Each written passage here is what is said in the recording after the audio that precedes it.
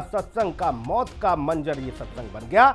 समझ ही नहीं पड़ा कि आरोप भोले बाबा पर तो है ही, लेकिन प्रशासन पर भी है, जिसने बाबा के प्रोग्राम को लेकर कोई भी व्यवस्था नहीं की।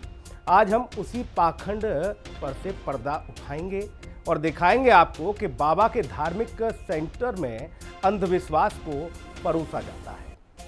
तो अगले आधे घंटे तक आप बने रहिए हमारे साथ। हम दिखाएंगे आपको बाबा के ठिकानों की एक्सक्लूसिव रिपोर्ट।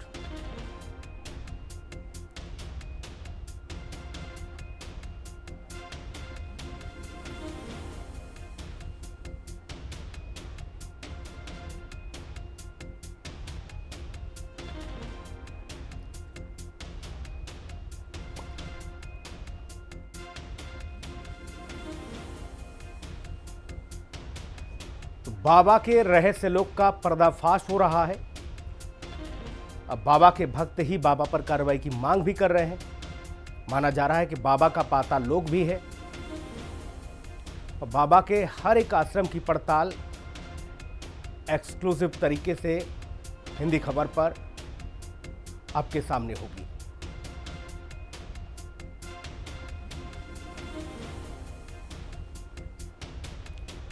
सूट बूट में आया रे बाबा, क्योंकि ये बाबा तो अपने पाताल लोक के रहस्य को भी अब तक किसी के सामने नहीं आने देना चाहता था। हाथरस कांड के बाद अब तक भोले बाबा और सूरजपाल जाटव का कहीं कोई अता पता नहीं है। कहां छुपा बैठा है ये भोले बाबा, इसे लेकर अभी तक सस्पेंस बरकरार है। अब हाथरस कांड सिर्फ एक हादसा नहीं, बल्कि हिंदुस्तान के लिए एक बड़ा अलार्म है, जो बताता है कि भारत में कितना ज्यादा अंधविश्वास फैला हुआ है।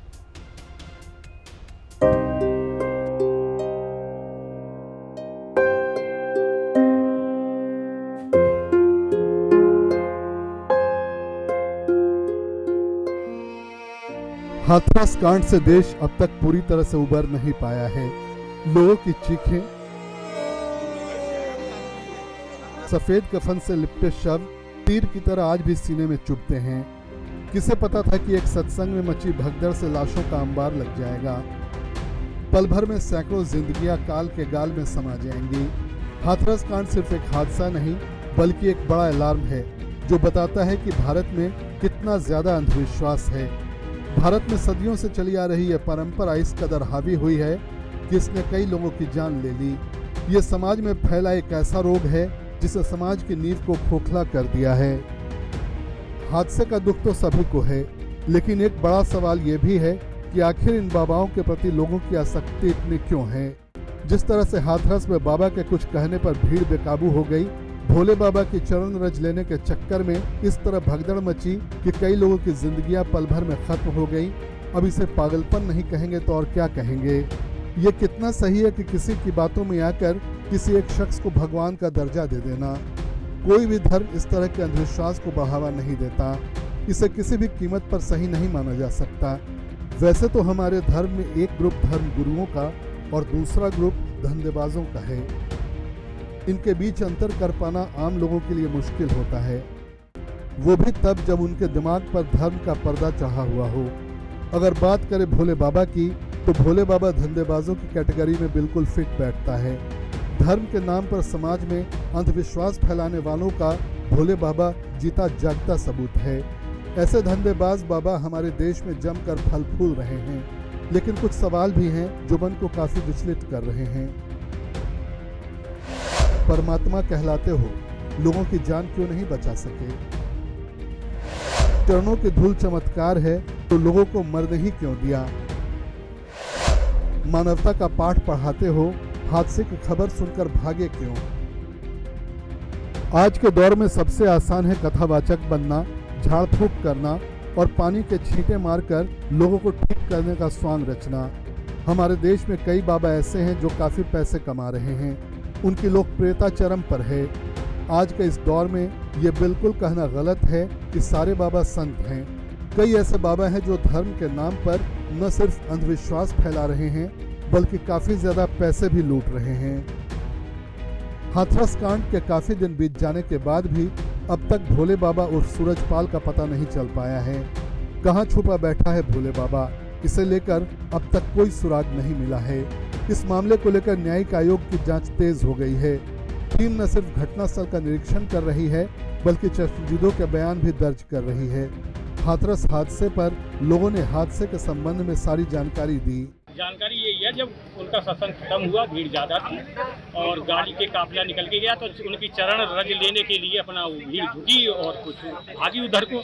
उनके कमांडो जो थे सेवादार थे, उन्होंने रोका, कुछ के उससे गिरे, कुछ झुक के गिरे। भीड़ का प्रेशर था, भीड़ चढ़ती चली गई, दबते चले गए, घायल हो गए। बाबा ने बोला था कि चरण लेके जाना, सबके कष्ट दूर हो जाएंगे। जानकारी सर ये है, जैसे बाबा रिटर्न हुए जाने के लिए, तो जैसा कि वहाँ पे मत्था टेकने के लिए जैसे बाबा वहाँ कट पर जैसे पब्लिक भगी, काफ़ी बहुत ज़्यादा जनसंख्या थी, कुछ तो बाबा के पास पहुँच नहीं पाए। जैसे रोड पर थी, हाईवे पर जैसे बाबा जी निकल कर जा रहे थे बाबा, तो रोड पर जैसे पब्लिक मत्था टेकने गई थी, तो इस कारण जो कमांडो थे लेडीजों के ऊपर चढ़ के कि गाड़ी से हटो हटो। कमांडो जो थे ना, वो गाड़ी से हटा रहे थे लोगों को, और जो उनके वे भक्त लोग थे वो मत्था टेक रहे थे उनके सामने, कोई गाड़ी के सामने जैसा कोई लेट गया तो उसके ऊपर कमांडो जो थे वो ऊपर चढ़ गए। पुलिस की टीम लगातार बाबा की छानबीन कर रही है।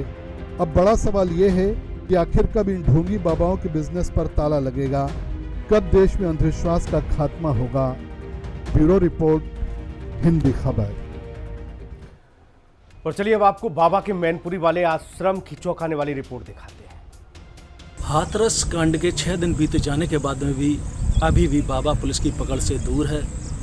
कैस लगाए जा रहे हैं कि बाबा अभी भी जो सामने मैनपुरी स्थित बिचमा थाना क्षेत्र में हरिनगर स्थित रामकुटीर आश्रम में यहाँ पर मौजूद हैं। वहीं अनुयायियों का कहना है कि आश्रम के अंदर ही बाबा भोले बाबा मौजूद हैं, मगर वहीं पुलिस अधिकारियों का कहना है कि भोले बाबा इस आश्रम के अंदर नहीं है। आखिर भोले बाबा कहाँ हैं, कहाँ से इस तरीके से बयान दे रहे हैं और पता नहीं चल रहा है कि आखिर बाबा कहाँ हैं। पुलिस लगातार जगह जगह छापेमारी कर रही है। इस कार्यक्रम के जो संयोजक हाथरस कार्यक्रम के जो संयोजक थे वेद प्रकाश मधुकर को पुलिस ने गिरफ्तार किया है। वहीं अन्य 6 आरोपी जिन पर मुकदमा दर्ज था, पुलिस ने उनको भी गिरफ्तार किया है। हालांकि बाबा की तलाश की जा रही, बाबा अभी पुलिस की पकड़ से दूर है। आखिर क्यों बाबा पुलिस के सामने नहीं आना चाह रहे हैं, आखिर बाबा कहाँ है, पुलिस उसकी तलाश कर रही है। अनुयायियों का कहना है कि आश्रम के अंदर है, पुलिस जबकि मना कर रही। और आश्रम के बाहर अगर बात की जाए दोनों गेटों से, तो यहाँ पर मजिस्ट्रेट और पुलिस यहाँ पर लगातार मौजूद है, आश्रम की सुरक्षा के लिए लगी हुई है। आखिर पुलिस यहाँ पर मौजूद है तो इसका सीधा सा संकेत जाता है कि आश्रम के अंदर ही बाबा हैं। अब ये कह पाना आसान नहीं होगा, क्योंकि मिले सूत्रों की जानकारी के अनुसार बताया जाता है कि बाबा अभी भी यहाँ पर हैं, मगर बयान कहाँ से आ रहे हैं ये अब तक किसी को पता नहीं है। मैनपुरी से हिंदी खबर के लिए विकास तिवारी की रिपोर्ट।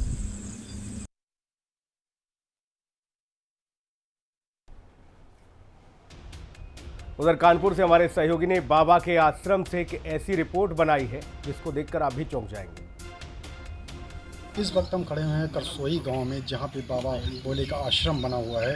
इस पर हम आपको दिखाना चाहते हैं आश्रम के अंदर की सारी व्यवस्थाएं, किस तरह की व्यवस्थाएं बाबा जी की यहाँ पे कुछ लोग भी बैठे हुए हैं। हम आपको दिखाते चलते हैं अंदर की, कैसा वहाँ का अंदर का रहन सहन है, कैसी फुलवाड़ी है, कैसा अंदर बना हुआ है, आइए हम आपको दिखाते हैं। जी आप देख सकते हैं यहाँ पे आश्रम के अंदर हम आ चुके हैं। आश्रम में देख सकते हैं जैसे आपके यहाँ फुलवारी है और यहाँ पे सारी व्यवस्थाएं कर गए हैं, फूल गमले, और यहाँ पे सब्जियाँ भी उगाई जाती हैं। जो यहाँ के आश्रम में जो श्रद्धालु आते हैं यहाँ पे सत्संग सुनने, उनके लिए खाने की व्यवस्थाओं के लिए ये सारी चीज़ें की जाती हैं। यहाँ पे खुद की सब्जियाँ उगा करके लोगों के लिए व्यवस्थाएं की जाती हैं। यहाँ पे बाबा जी के जितने भी संरक्षण लोग हैं तो यहाँ पे सारी व्यवस्थाएं देखते हैं। हमारे साथ कुछ लोग भी खड़े हुए हैं, आइए हम उनसे बात करते हैं, जानते हैं क्या है प्रकरण। भैया क्या नाम है आपका? राम सेवक। राम सेवक जी, जो बाबा जी वाला ये प्रकरण जो चल रहा है, जितने लोगों की मौत हो गई है, आपको क्या लगता है क्या है पूरा प्रकरण? देखिए, ये नारायण साकार हरि परमात्मा जो सतमार्ग पर चलाने का प्रयास हम लोगों को कर रहे हैं, और हम लोग परमात्मा मान चुके हैं। अटल सत्य है कि परमात्मा इस तरह दाम पे कलयुग में जो आने थे वो आ चुके हैं। अब ये जो लोग कहते हैं कि परमात्मा के कारण मृत्यु हुई, देखिए मृत्यु तो अटल सत्य है। मरना तो सभी को, जो जन्म है वो ज़रूर मरेगा, लेकिन उसमें इस चीज़ को तो मैं कह नहीं सकता हूँ कि कैसे मरे वो, लेकिन मरना तो था ही। किसी ना किसी कारण किसी को कभी ना कभी मरना होगा। लेकिन अगर नारायण साकर हरि के धराधाम पर अगर उपस्थिति में अगर वहाँ पर सत्य के साथ में अगर उनका मरण, मैं तो ये सोचता हूँ कि वो शहीद हुए हैं और उनकी आत्मा को शांति मिलेगी परमात्मा के धाम पर उनका अगर मृत्यु हुआ है। नहीं, यानी कि जो इतना बड़ा जैसे घटनाक्रम हो चुका है वहाँ पे, यहाँ पे आपको नहीं लगता है कि बाबा जी को इस प्रकरण में उनके सामने आना चाहिए, लोगों से बात करनी चाहिए? जो अटूट विश्वास लोगों का बाबा के ऊपर बना हुआ है, ऐसे बाबा जी को सामने नहीं आना चाहिए? देखिए, अगर आप लोग अगर चाहेंगे और अगर हिसाब से बात करने का प्रयास करेंगे, वो ज़रूर आएंगे, ज़रूर बात करेंगे और बात ज़रूर कर रहे हैं और करेंगे बात पक्का। क्योंकि वो किसी से भी ये नहीं कि छिप के रह रहे हों या छिपे हुए हों, वो तो धराधाम के परमात्मा हैं। वो आप लोग बात करेंगे, आपसे बिल्कुल ज़रूर बात करेंगे। और मैं ये वादा करता हूँ कि मुझे विश्वास के साथ मैं कहना चाहता हूँ कि नारायण साकार हरि परमात्मा जो हमारे हैं, हम लोगों के जो भी हैं, वो ज़रूर बात करेंगे, मीडिया के सामने ज़रूर आएंगे। आपको क्या लगता है इतना बड़ा जो वहाँ घटना हुई है, इसमें किसको दोषी मानते हैं आप? देखो, दोषी तो मैं किसी को नहीं कह सकता हूँ, क्योंकि देखिए कहीं ना कहीं कुछ लापरवाही तो सामने आई। लापरवाही देखिए, हमारे जो प्रभु हम लोगों को बताया करते हैं, जो हम लोगों को सिखाया कि आप लोग सावधानी बरतें। दूसरी बात, नियम से एवं सावधानी का सतर्कता बरतें और आप लोग भगदड़ ना करें। लेकिन कुछ ना कुछ तो हम लोगों की भी गलतियां हैं उसमें, क्योंकि जिस तरह से हमारा कार्यक्रम चलते हैं, जिस तरह से प्रभु के वाणी समापन होने के बाद में हम लोग आपस में बहनों को बहन जी आप आगे, भैया को भैया आप आगे पीछे करके चलते हैं। वहाँ क्या हुआ है इसके बारे में मौजूद तो था नहीं, लेकिन सुनने को जैसा मिलता है कि वहाँ भगदड़ के कारण हुआ ये, तो इसमें कुछ भी हो सकता है। कि हमें तो लगता है कि कोई कारण है इसमें, नहीं तो ऐसा आज दिन तक नहीं हुआ कि नारायण साकार हरि के दर्शन और वाणी के लिए कोई भी देवी पुरुष और महापुरुष अगर गया हो, वहाँ पे किसी को ऐसा कोई हादसा हुआ हो।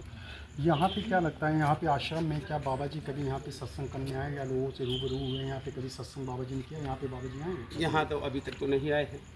तो यहाँ पे जो सत्संग होता है, यहाँ पे कौन लोग उनके सत्संग करते हैं जितने भी लोग आते हैं? देखिए, यहाँ पर ऐसा हुआ है कि यहाँ सत्संग नहीं होता है, यहाँ सत्य का साथ होता है।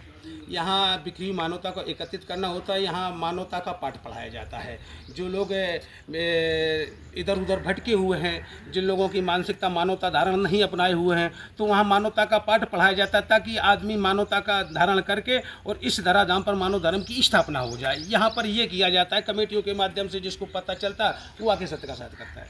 लगभग यहाँ पे कितने लोग यहाँ पे आते हैं जब सत्संग माले स्टार्ट होता है? तो यहाँ पे लगभग कितने लोगों की भीड़ इकट्ठा होती है? इस अगर प्रवास की अगर बात की जाए तो 100, 200, 300 अनगिनत है, कभी 300 भी हो जाते हैं। इससे ज़्यादा शायद में अभी तक यहाँ पर नहीं आए हैं। यहाँ पे जब सत्संग वगैरह होता है, क्या यहाँ पे पुलिस प्रशासन की क्या भूमिका रहती है? कैसा यहाँ उनका? देखिए, पुलिस प्रशासन की भूमिका तो ठीक ठाक रहती है, क्योंकि हम लोग परमिशन करवाते हैं। जब भी हम लोगों के सत्य का साथ होता है या मीटिंग होती है, तो पुलिस से हम लोग कानून के जो भी नियम सियम है उसका पालन करते हुए सत्य का साथ करते हैं, या मीटिंग होती है उसी के हिसाब से करते हैं। और आज दिन तक हम लोगों को ऐसी कोई आवश्यकता नहीं पड़ी कि पुलिस प्रशासन ने हमारा सहयोग ना किया या हमें ज़्यादा ज़रूरत पड़ी हुई। हम लोगों के ही खुद ऐसे सेवादार हैं, वो अपनी सेवा का अंजाम देते हुए सारी व्यवस्थाओं का अंजाम दे लेते हैं। यहाँ पे कोई 200 रुपये की कोई पर्ची कटती है, क्या है? देखिए सर, ये तो गांव वाले कुछ भी कर सकते हैं। जो लोग नहीं नारायण साकार हरि को जानते हैं कि यहाँ पर्ची कटती है या रुपए का लेना देना, यहाँ किसी प्रकार का कोई रुपए का लेना देना नहीं होता किसी से भी। यहाँ ना फूल माला, ना धूप बत्ती, ना अगरबत्ती, ना मिठाई, किसी प्रकार की कोई ना चंदा वसूली किसी से लिया जाता है। यहाँ सत्य के साथ में खुले ओपन जगह में होता है, या किसी से 2 रुपए की पर्ची नहीं काटी जाती है। कुछ पुरुष गिने चुने होते हैं जो सक्षम हैं, जो देना चाहता है वो अपनी कमेटी के माध्यम से धन की व्यवस्था करते हैं और उसी व्यवस्थाओं से आम जो संगत आती है उनकी निःशुल्क सेवा करते हैं। देख सकते हैं आप इस टाइम पे आश्रम में हम पहुँचे हुए हैं। यहाँ पे आप सारी व्यवस्थाएँ देख रहे हैं और ये बड़ी बड़ी इमारतें देख रहे हैं। यहाँ पे मैं आपको दिखाना चाहूँगा, यहाँ बड़े बड़े गुम्बद हैं जो ऐसे लगते हैं जैसे कि सोने के जड़े हुए हैं। इस वक्त तो आश्रम के अंदर फिलहाल तो अंदर जाने का मौका नहीं मिल पाया है, यहाँ पे सेवादार नहीं है। आइए हम आपको दिखाते हैं यहाँ पे जो लोगों की खाने की व्यवस्था की जाती है। यहाँ पर जैसे कि जो सत्संग करने वाले आते हैं उनके लिए खाने की व्यवस्था की जाती है। आइए हम वो दिखाते हैं आपको। मैडम, यहाँ पे आप खाना बनाती हैं? हाँ, आप इसी गाँव की हैं? हम इसी गाँव। लगभग कितने लोगों का यहाँ पे खाना बनता है? यहाँ जितने लोग की सेवादारी लगती है। लगभग कितने लोग होते होंगे? 50 हो जाते हैं, 20 हो जाते हैं, 100 हो जाते हैं। मंगल और सब आदमी अपनी श्रद्धा से जुड़ा है। हमारी बीमारी थी, पेट में मलगम था, ये हरि के चरण में आने से मैं मुक्त हो गई। अपने परमात्मा में याद से मैं 15 साल से जुड़ी हूँ। तो यहाँ पे मतलब आपकी जो समस्या थी, जो आपकी यहाँ पे बीमारी थी, आपके पेट में जो मलगम था, पेशाब की जगह से निकल रहा था। जो आपको समस्या थी, जो बाबा जी के जोड़ने के बाद आपको भी बीमारी खत्म हो गई थी। नारायण सागर कुंभ में आने से, दर्शन करने से मेरी बीमारी ठीक हो गई। तो मैं हरि को मानने लगी, मेरा घर खुशहाली होने लगा, दिन दुगना चार दुगना होने लगा। आज मैं हरि कृपा से बहुत अच्छा। आप कब से इस आश्रम से जुड़ी हुई हैं? 15 साल लगे। 15 साल से। लाल सिंह जी, यहाँ पे आप आश्रम से कब से जुड़े हैं, कितना टाइम हो गया? 2007 से लेके आश्रम तो अभी बना सर, लेकिन जुड़े हम 2007 से। बाबा जी के बारे में जो खबरें चल रही हैं, जानकारी मिल रही है, क्या कहना है? अब ये जो जानकारियाँ मिल रही हैं, हम भी मोबाइल के माध्यम से सुन रहे हैं, लेकिन जैसा आया ऐसा कुछ है नहीं। वो हो गया, ये हमें भी दुख है, हमारी संगत है, हमें तो वो गैर नहीं है, वो हमारे संगत के लोग थे। लेकिन जो हमें सुनने में आया है, जैसे संगत के लोग वहाँ से आए हैं, वो बता रहे हैं कि वो गांव के ही मतलब क्षेत्रीय लड़के थे, उन्होंने धक्का मुक्की का काम ये वहाँ पे किया, क्योंकि वो कभी इतनी संगत उन्होंने देखी नहीं थी। हमारे संगत के लोग कभी बिना नियम कायदे के निकलते नहीं हैं, वो तो आराम से निकालने का काम कर रहे थे। लेकिन जो वहाँ के सेवादार थे, उनसे धक्का मुक्की वहीं के लोगों ने की, जो लोकल के लोग थे, क्योंकि उन्हें जल्दी निकलना था, और जल्दी निकलने में धक्का मुक्की होने में ऐसा हादसा सुनने में आया। नहीं, जैसा कि वहाँ पे जो घटना हुई है, उस घटना में क्या लगता है आपको? इस घटना होने के बाद बाबा जी बहुत दुखी घटना, बाबा जी को सामने आके कुछ बोलना चाहिए, जो जनता का उनके ऊपर अटूट विश्वास है, उनके बारे में क्या कहना चाहिए? बाबा जी को सामने आना चाहिए। आना, बाबा जी तो सामने हैं ही, हमें तो सुना है भाई। अब वहाँ हम हैं तो नहीं, हम तो यहाँ हैं कानपुर में, लेकिन हमने तो सुना है, कल मोबाइल में देखा कि बाबा जी की तो अपनी बाणी से कुछ दे भी चुके हैं, प्रभु बोले भी हैं कुछ। अब हम तो अपनी आस्था से प्रभु कहते हैं, आप बाबा समझे या आप बाबा कहें, कुछ भी कहें, लेकिन हम तो नहीं कह सकते हैं। लेकिन हम तो यही कह सकते हैं कि जो प्रभु ने सुबह बोले भी हैं, और उनके ये भी सुना है कि उनके शुगर और वो बढ़ गई है कुछ, ऐसा हादसा सुनने के बाद उनको भी बड़ा दुख है। मतलब बाबा जी को शुगर बढ़ गया है? जी हाँ, अभी मोबाइल में हमने भी देखा है, और वो क्या बताएं आपको। लगभग आपको कितना समय हो गया है बाबा जी जुड़े हुए? 2007 से। ये आप देख सकते थे, हमारे साथ यहाँ के सेवादार थे, जिन्होंने बताया कि बाबा जी के साथ जुड़े उनको काफ़ी वक्त हो गया है। और यहाँ आश्रम का भी देख रहे हैं। कैमरा पर्सन आशु ठाकुर के साथ जय चौधरी, हिंदी खबर। बाबा के अंधविश्वास और उससे जुड़े तार को खंगालने के लिए हिंदी खबर की टीम नोएडा के आश्रम में पहुंची। वहां संवाददाता प्रिया राणा ने क्या कुछ देखा, आप भी देखिए। हाथरस में हुए कांड ने पूरे देश में हाहाकार मचा रखा है, क्योंकि वहां पर देखिए 121 लोगों की दुखद मृत्यु हो जाती है। और इस वक्त हम उसी भोले बाबा के आश्रम के बाहर मौजूद हैं, जिन्हें सूरजपाल उर्फ भोले बाबा उर्फ साकार हरि भी कहा जाता है। देखिए, नोएडा के इगलास गांव में ये इनका आश्रम है। अलग अलग राज्यों से ऐसी तस्वीरें आ रही हैं जहां पर बाबा ने अपने बड़े बड़े आश्रम बना रखे हैं, महल बना रखे हैं। बताया जा रहा है कि उसमें खुफिया दरवाजे भी हैं, सुरंग भी हैं। लेकिन नोएडा की तस्वीर दिखाते हैं आपको। नोएडा का इगलास गांव है, जहां पर भोले बाबा का ये पूरा आलीशान आश्रम है। आश्रम की हर एक तस्वीर आपको यहाँ पर दिखाते हैं। पीछे आप तस्वीरों में देखिए तो बड़ा आलीशान यहाँ पर चांदी के तरीके का गेट सा लगा हुआ है। साथ ही इस आश्रम की अगर हम बात करें तो यहाँ पर नोएडा में अवैध रूप से ये आश्रम बना हुआ है, क्योंकि ये पूरा डूब क्षेत्र है। दूसरी बात, इस आश्रम के 3 से 4 दरवाजे हैं, जिसमें मुख्य द्वार आप देख रहे हैं, बड़ा ये दरवाजा है, साथ में छोटा दरवाजा है, और साथ ही इस पूरे आश्रम के अंदर बेसमेंट भी बनाया गया है। बेसमेंट के अंदर भी सीढ़ियां हैं, जो खुफिया सीढ़ियां हैं, और स्टील वाली सीढ़ियां उसके अंदर बनी हुई है। दूसरा दरवाजा है आश्रम का, ये आपको दिखा रहे हैं तस्वीरों में, लोहे का ये दरवाजा बनाया गया है। हालांकि ये भी बड़ा आलीशान दरवाजा है, आप तस्वीरों में देख रहे होंगे। और यहीं से देखिए सत्संग जो है निकलती थी। यहाँ पर अगर आप ऊपर देखेंगे तो पूरा सत्संग का दरबार यहाँ पर बाबा सजवाता था। यहाँ पर सत्संग आती थी, और सत्संग जो है, जो उनके भक्त हैं, श्रद्धालु हैं, यहीं पर ठहरने की उनकी व्यवस्था की जाती थी। लेकिन आप तस्वीरों में अभी देखेंगे तो यहाँ पर पहले जो है ये दरवाजे खुले हुए थे, अब बंद कर दिए गए हैं। आप तस्वीर में देख रहे होंगे तो नोएडा पुलिस इस वक्त मौके पर मौजूद है, और यहाँ पर इन दरवाजों को बंद कर दिया गया है। अंदर पूरा स्टेज भी यहाँ पर सजाया गया था। पूरा स्टेज सजाकर यहाँ पर देखिए पूरा रंगमंच तैयार किया जाता था। यहाँ से बाबा अपना भाषण देता था। साथ ही अंदर एक और खुफिया दरवाजा है जो आश्रम के लिए जाता है। और पूरी तस्वीरें अगर आप देख रहे होंगे तो यहाँ पर टेंट, दरी, हर चीज की यहाँ पर व्यवस्था है। लेकिन इतना बड़ा कांड होने के बाद जो हाथरस में कांड हुआ है, जनता जो है वहां पर त्राहिमाम कर रही है। गौतम बुद्ध नगर से भी ऐसे बहुत सारे लोग थे जो बाबा के प्रवचन सुनने के लिए हाथरस पहुंचे थे, जहां पर 2 महिलाएं जिला अस्पताल में भर्ती हैं और 2 महिलाओं की मौत भी हुई है जो कि दादरी की रहने वाली हैं। जहां पर गौतम बुद्ध नगर के डीएम खुद मनीष वर्मा उन मृतक परिवार से मिलने के लिए वहां पर पहुंचे थे, उन्हें सांत्वना दी थी। लेकिन सबसे बड़ा सवाल यही खड़ा होता है कि इस तरीके के ढोंगी बाबा लगातार सक्रिय हैं। अलग अलग तस्वीरें सोशल मीडिया पर अब वायरल हो रही हैं। बाबा का पूरा साम्राज्य फैला हुआ है। यहाँ पर कुछ भक्तगण भी हैं जो बता रहे हैं कि बाबा किस तरीके से चमत्कार करते थे। बाबा कहते थे कि मैं प्रलय ला दूंगा और मैं संपर्क कराता हूं भगवान से, परमात्मा से। अलग अलग बातें, ज्ञान, प्रवचन उन्हें देते थे। लेकिन वो प्रवचन उन 121 लोगों की जान को खा गए जो मौत के मुंह में समा गए। अलग अलग गांव में से भी इनके आश्रम की तस्वीरें सामने आ रही हैं। नोएडा के आश्रम की भी तस्वीरें हमने आपको दिखाई और लगातार इसमें निर्माण कार्य अभी भी चल रहा है।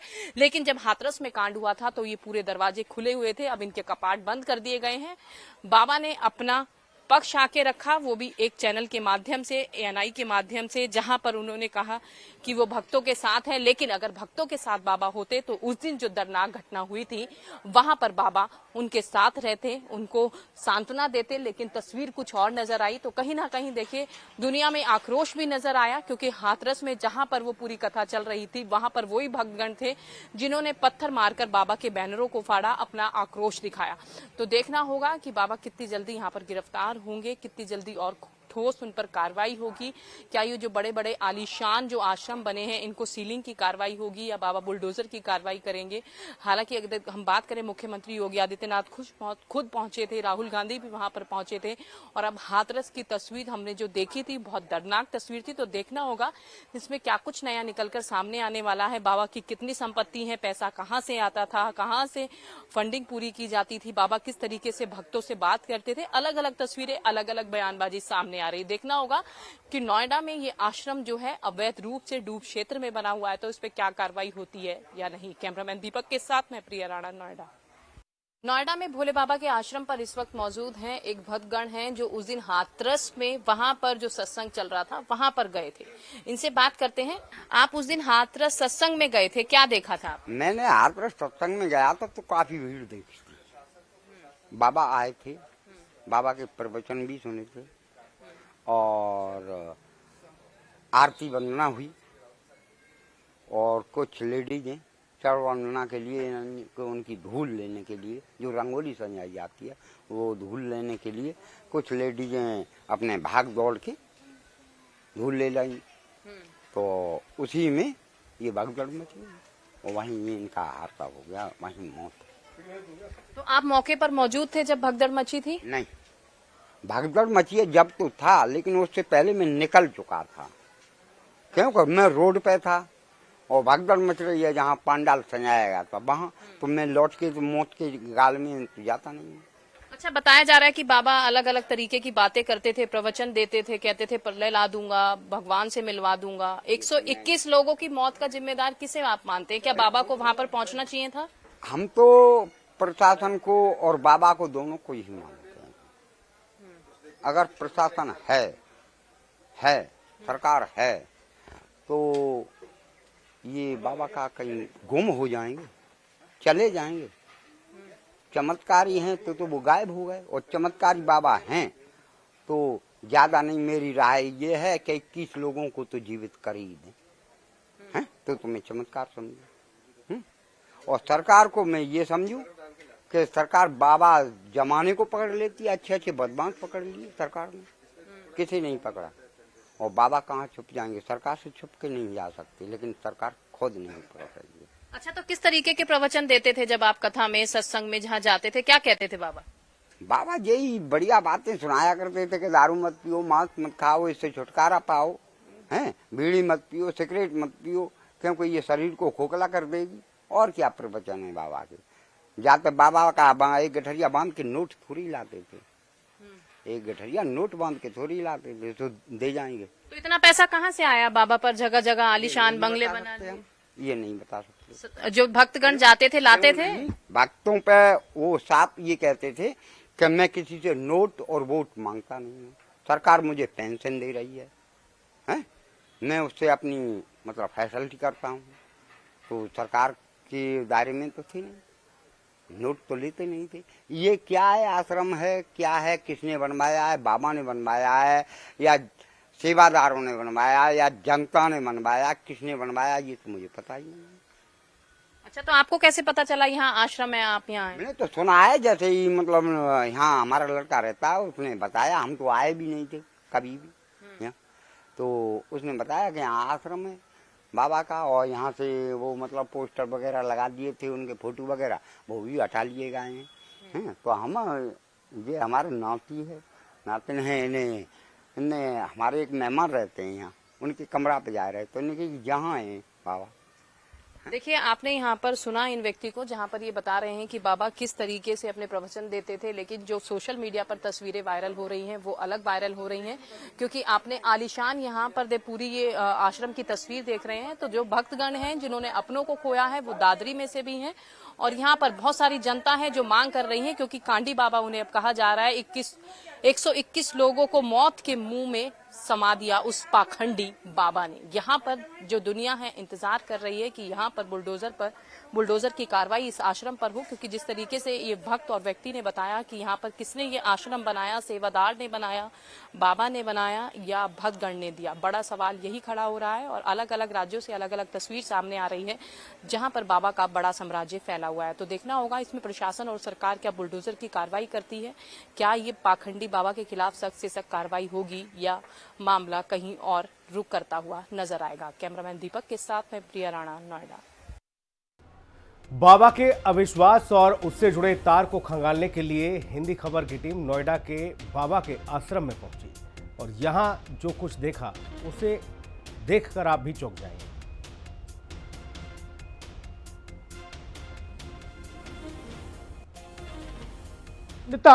आगरा के सागंज थाने के केदार नगर से 90 के दशक में शुरू हुई। आपको बता दें कि भोले बाबा यानी कि सिपाही के तौर पर पुलिस विभाग में तैनात था। वहां कहीं न कहीं अपने चमत्कार के बलबूते अपने अनुयायी बनाने में जुटा हुआ था। साल 2000 में मार्च के महीने में अपनी ही बेटी के कैंसर पीड़ित होने के चलते उसकी मौत हो गई।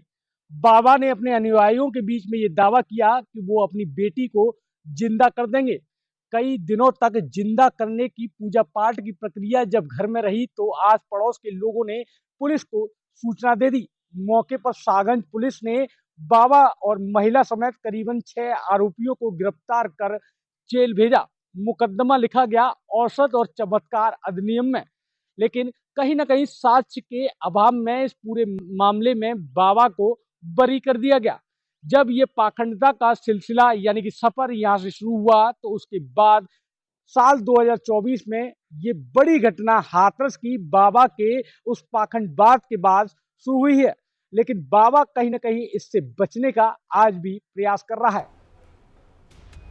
तो देखा आपने किस किस तरह से बाबा अपने अलग अलग आश्रमों में भक्तों को अंधविश्वास पर उठता था और किस तरह से अविश्वास का पूरा जाल बिछाता था और भक्तों को फंसाता था। उम्मीद है कि हमारे दर्शक हमारी इन रिपोर्ट्स को देखकर जरूर